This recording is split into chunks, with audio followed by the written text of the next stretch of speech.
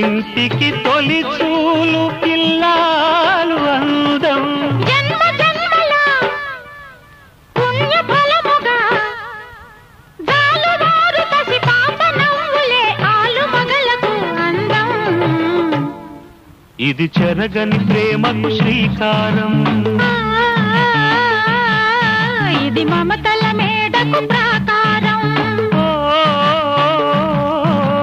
పండిన కలలకు శ్రీరస్తు, పసుపు కుంకుమకు శుభమస్తు.